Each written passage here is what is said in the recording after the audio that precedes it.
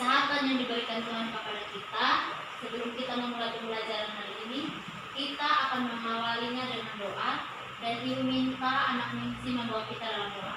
Silakan.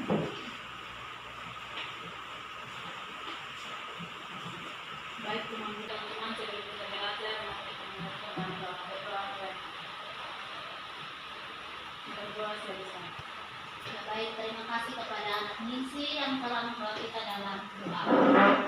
Nah, anak-anak, sebelum kita memulai pembelajaran hari ini, Ibu ingin mengecek kehadiran anak-anak semua. Jadi mohon perhatiannya karena Ibu akan mengambil nama. Yuningsi, hadir Ibu. Elis, hadir Ibu. Agnes, hadir Ibu. Safitri, hadir Ibu. Ya, baik, rajin-rajin anak Ibu semua karena hari ini semuanya hadir. Tepuk tangan. Nah, sebelum kita memulai pembelajaran hari ini, sebagai rasa cinta tanah air kita, Ibu ingin mengajak kita semua bernyanyi lagu Garuda Pancasila. Semuanya tahu? Tahu. Kalau begitu semuanya bangkit berdiri dan kita bernyanyi bersama-sama. 1, 2, 3. Garuda Pancasila, akulah pendukungmu. Patrio proklamasi, sedia berkorban untukmu.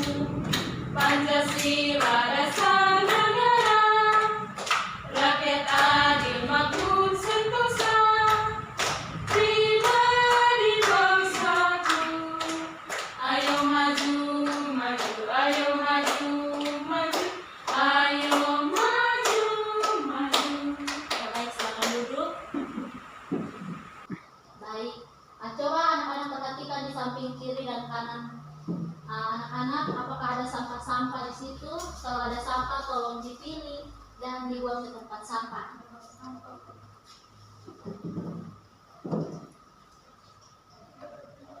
Oke, sudah? Sudah, Ibu. Oke, baik, terima kasih. Sekarang Ibu ada punya 2 gambar. Nah, di sini Ibu mempunyai 2 gambar. Coba perhatikan anak-anak.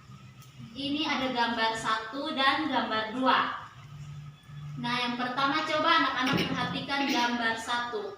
Apa yang anak-anak lihat dari gambar 1? Tanaman yang kering. Ya, di sini kondisinya kering dan gersang.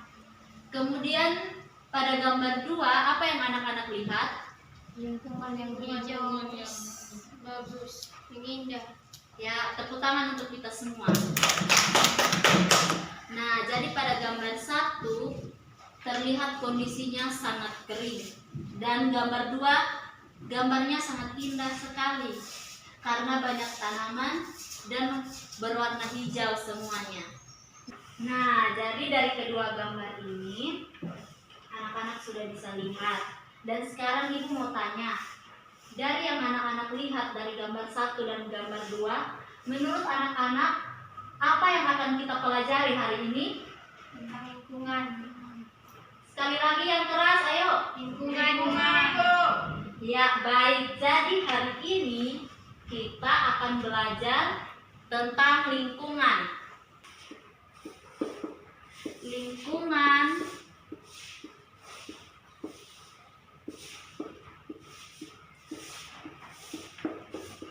Lingkungan sahabat kita.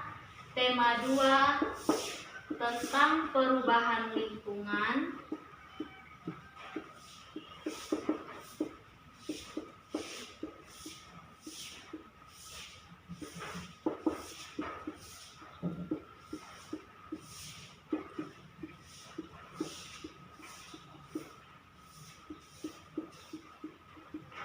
Pada pembelajaran yang pertama, yaitu bahasa Indonesia dan IPA.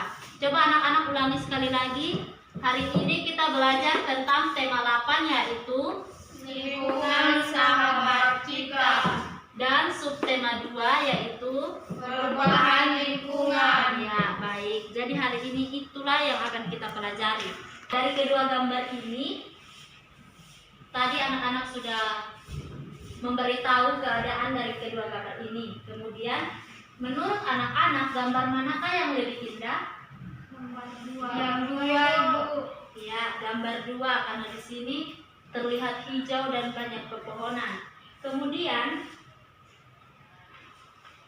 dapatkah gambar pertama bisa berubah ke gambar kedua? Dapat. Ya. Kemudian, apakah bisa yang gambar kedua berubah ke gambar pertama? Dapat. Ya. Menurut anak-anak, bagaimana caranya agar kondisi pada gambar pertama bisa seperti gambar kedua? Menanam pohon. Ya, menanam sampah pohon. sembarangan.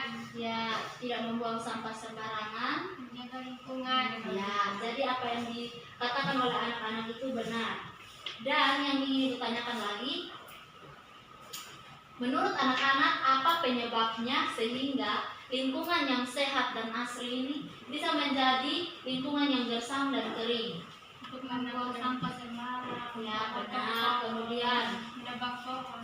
ya, jadi kira-kira anak-anak mau lingkungan di rumah atau di lingkungan anak-anak itu seperti yang mana? Gambar 1 atau gambar 2?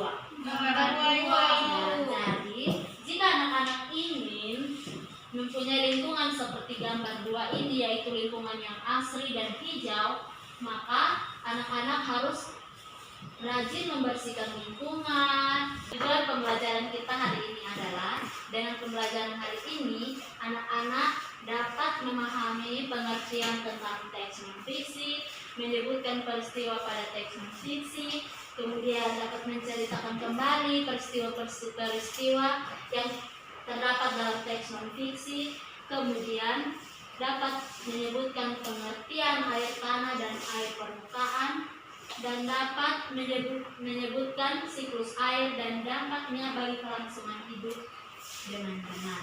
Jadi baik, Ibu akan membagikan teks kepada anak-anak, tapi sepertinya anak-anak kurang semangat deh. Untuk menambah semangat anak-anak, Ibu mohon semuanya bangkit berdiri dan kita lakukan tepuk semangat. Jadi perhatikan Ibu ya. Nanti tepuk semangatnya seperti ini. Tepuk semangat. Semangat. Semangat. Bisa? Bisa, Ibu. Oke, yang semangat ya. Karena ini namanya tepuk semangat, jadi harus semangat. Oke, mari kita mulai. 1, 2, 3. Tepuk semangat. Semangat. Semangat. Ya, jadi harus semangat ya anak-anak. Silakan duduk. Nah, jadi sekarang kita akan melanjutkan pembelajaran kita hari ini. Ibu akan membagikan sebuah teks kepada anak-anak semua.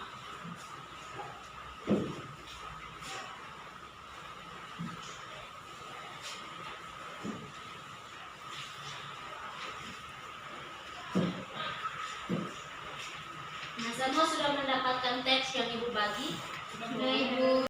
Anak-anak, Ibu minta anak-anak semua membacakan teks yang ada di tangan anak-anak dengan secara bergiliran. Nah, satu anak, satu paragraf. Mulai dari anak Ningsi, silakan.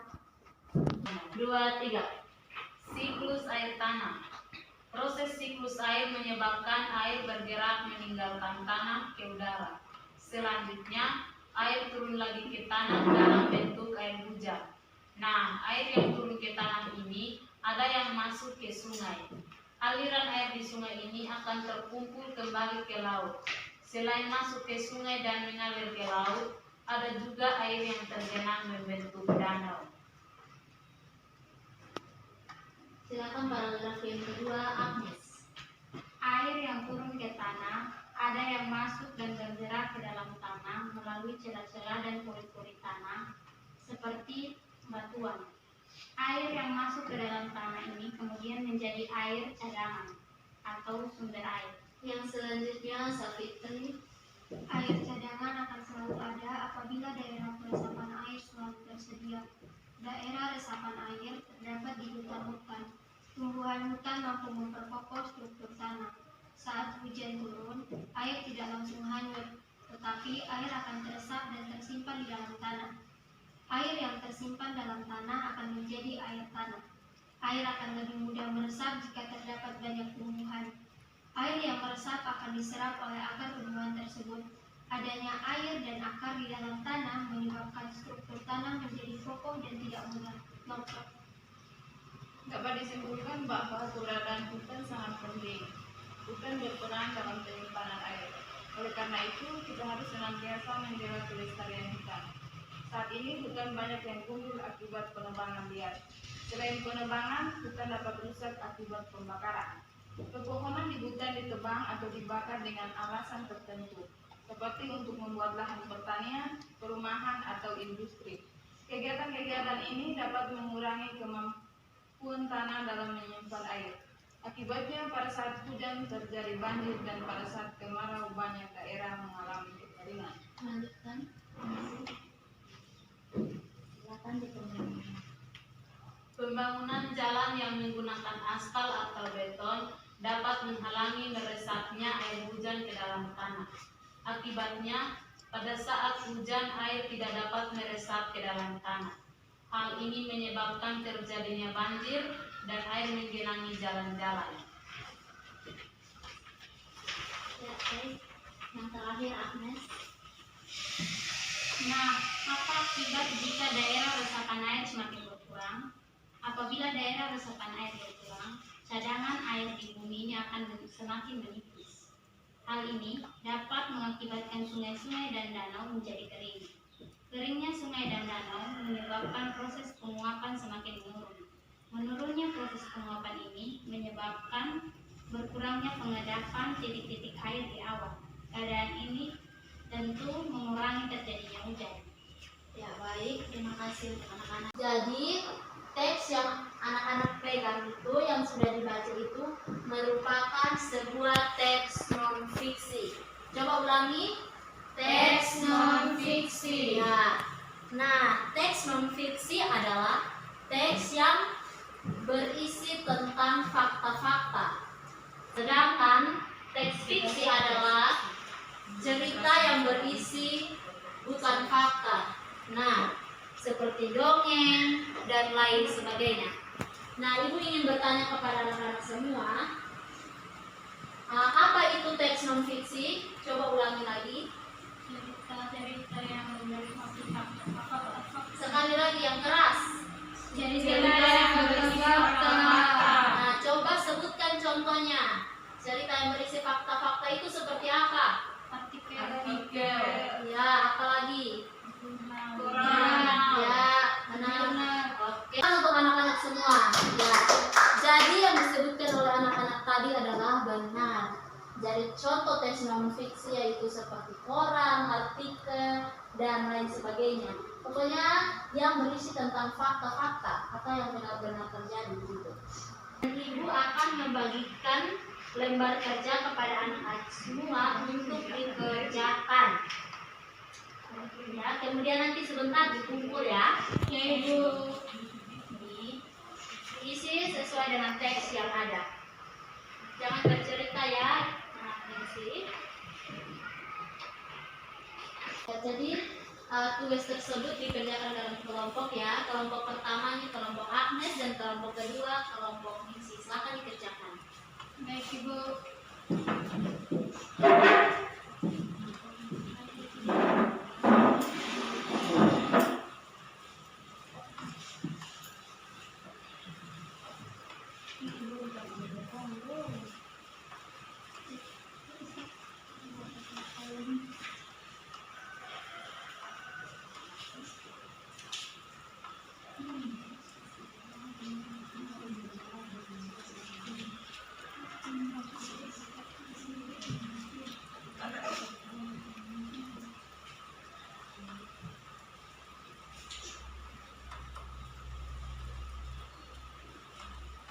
Kalau sudah beritahu Ibu ya. Baik, Ibu. Silakan dikerjakan dengan baik.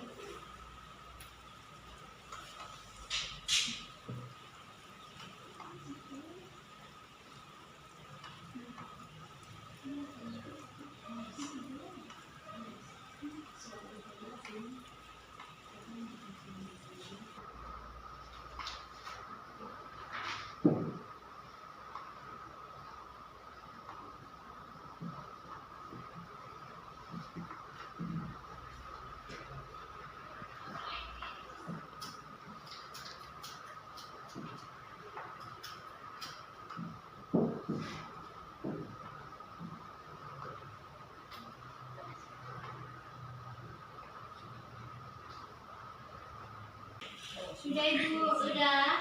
Ya. Oke.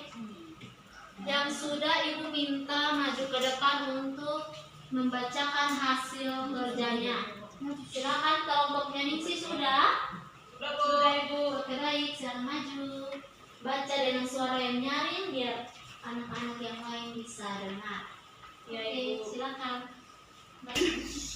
Yang pertama, siklus air tanah. Peristiwa 1, air bergerak meninggalkan tanah ke udara. Peristiwa 2, air turun lagi ke tanah dalam bentuk air hujan. Peristiwa 3, air yang turun ke tanah, ada yang masuk ke sungai, laut, dan ke dalam tanah.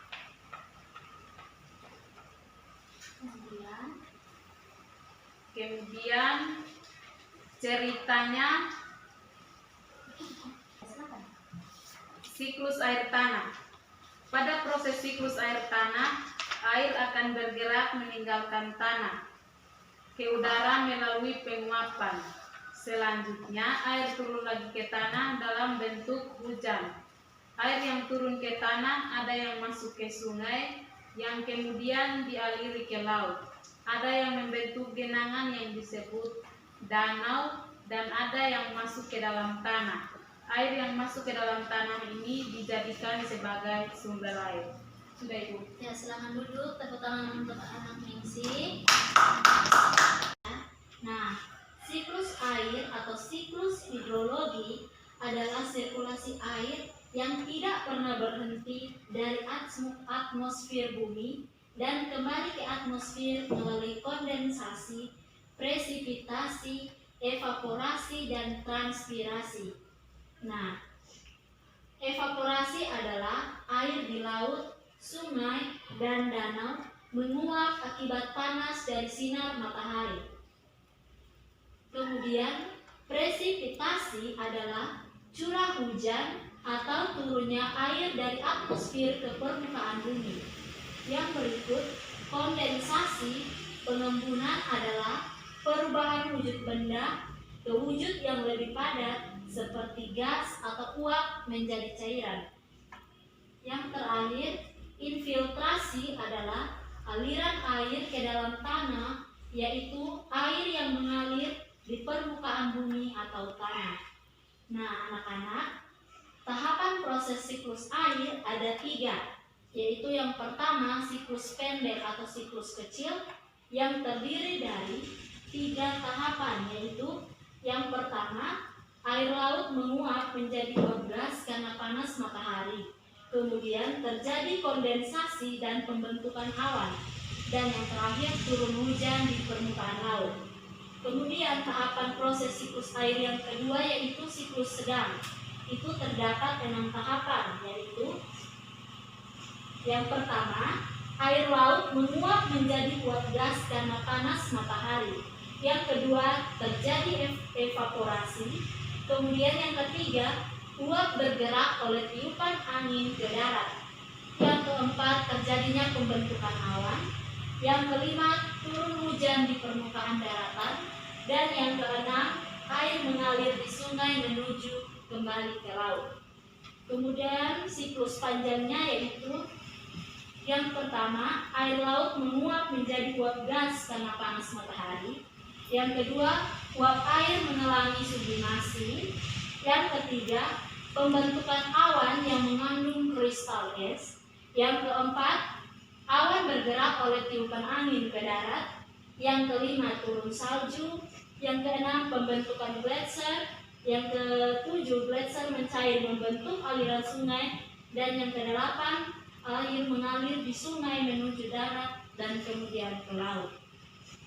Nah, air tanah adalah air yang mengalir di bawah permukaan tanah. Air ini biasanya lebih jernih dan bersih karena sudah tersaring oleh lapisan tanah dan akar tumbuhan. Nah, untuk mendapatkan air tanah, manusia membuat sumur dengan cara menggali lubang.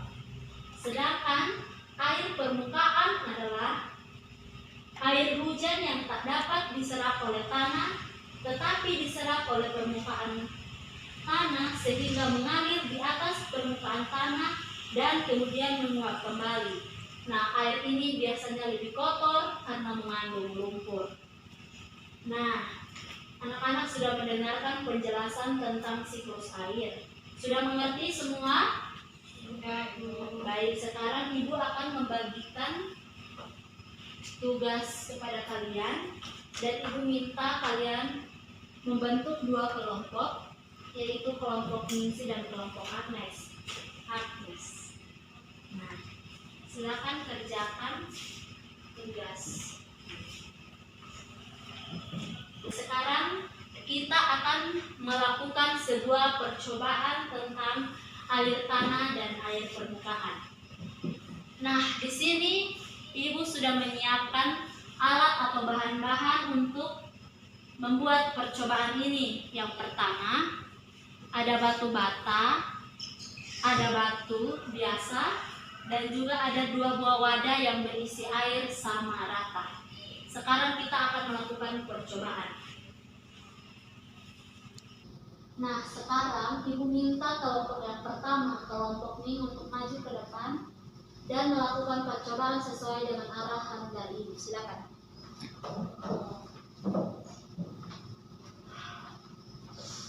Nah, sekarang kelompok dari ini akan melakukan percobaan. Yang pertama, kalian mengambil batu yang ini, taruhlah di wadah yang ini. Cuma Ibu Ya, terserah kalian berapa saja.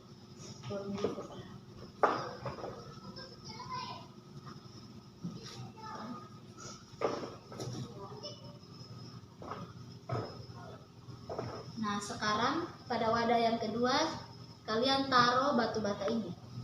Silakan.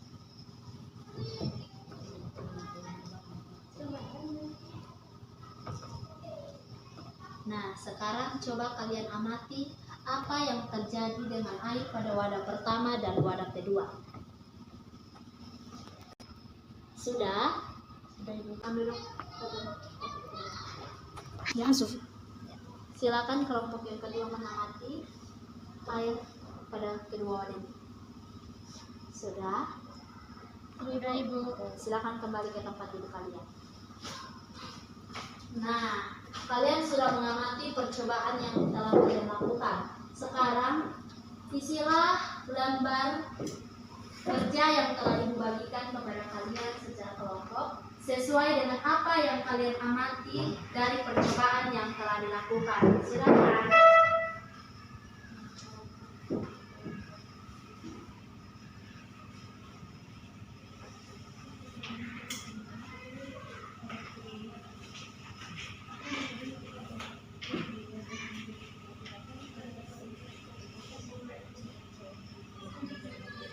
Sudah, Ibu. Sudah? Oke. Nah, sekarang Ibu minta kelompok 2 untuk maju ke depan dan membacakan hasil pengamatannya. Silakan. Hasil dari percobaan dan pengamatan yang dilakukan menurut soal yang pertama, apa hasil pengamatanmu? Apakah perbedaan tinggi permukaan air pada kedua wadah tersebut? Jawabannya, ada perbedaan tinggi permukaan air pada kedua wadah tersebut. Yang kedua, apa yang terjadi pada air yang wadah berisi batu bata? Jawabannya, pada wadah berisi batu bata air berkurang. Yang ketiga, apa yang terjadi pada wadah yang berisi bongkohan batu? Jawabannya, pada wadah yang berisi bongkohan batu, tinggi airnya tetap. Yang keempat, apa yang dimaksud dengan air tanah? Air tanah adalah air hujan yang meresap dan mengalir ke bawah permukaan tanah. Nomor 5, apa yang dimaksud dengan air permukaan? Jawabannya, air permukaan adalah air yang ada di permukaan tanah dan tidak diresap ke dalam tanah. Dari hasil percobaan di atas, wadah manakah yang menunjukkan terbentuknya air tanah dan wadah manakah yang menunjukkan air permukaan? Dari percobaan tersebut, wadah yang berisi batu bata menunjukkan terbentuknya air tanah. Batu bata terbuat dari tanah liat yang menyerap air. Sebaliknya, pada wadah yang berisi bongkohan batu menunjukkan terbentuknya air permukaan karena batu tidak menyerap air. Ya, terima kasih, tepuk tangan untuk kelompok 2. Apakah kelompok 1 sama hasil pengamatannya? Sama, Ibu. Baik. Nah, jadi pada wadah yang berisi batu bata itu disebut air tanah karena pada batu bata itu terbuat dari tanah liat dan dia meresap air. Nah, sesuai dengan pengertian air tanah bahwa air tanah itu air yang mengalir dari permukaan tanah kemudian meresap ke dalam tanah. Sedangkan pada wadah yang berisi bongkahan batu, airnya tetap karena airnya tidak terserap oleh batu. Sehingga pada wadah tersebut itu dikatakan sebagai air permukaan. Nah, apa saja yang anak-anak pelajari hari ini? Siklus air Tanah, Ibu. Ya, benar sekali. Jadi hari ini kita belajar tentang lingkungan dan siklus air.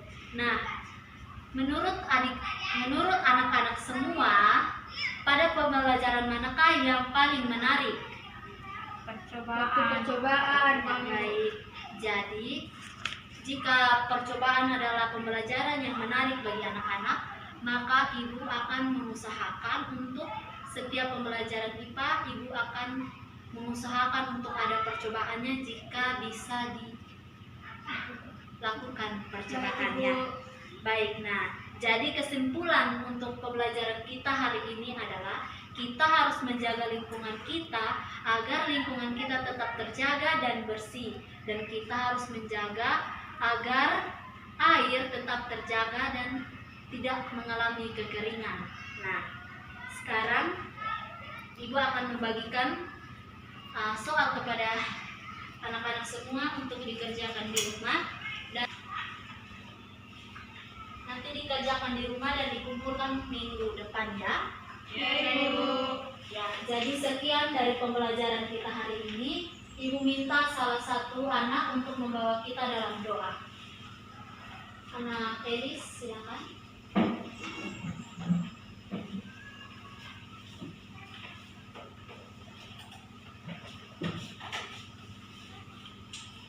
Teman-teman, mari kita berdoa. Berdoa mulai. Berdoa selesai. Ya, terima kasih kepada anak Elis. Nah, sekian pembelajaran kita hari ini. Sampai bertemu pada esok hari.